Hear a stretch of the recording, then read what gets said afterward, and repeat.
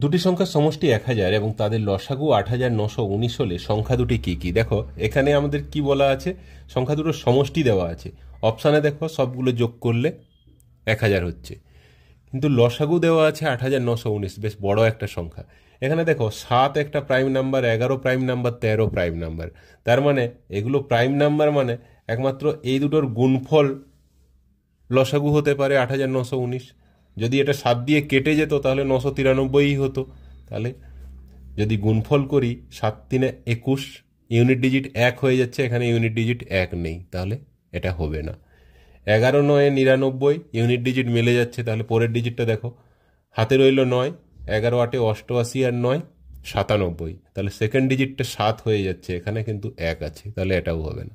13×7=91, unit digit 1 হয়ে যাচ্ছে, তাহলে পড়ে রইল এটা, গুণ করো, দেখো 8919 হচ্ছে। অপশান ডি হয়ে যাবে অ্যান্সার।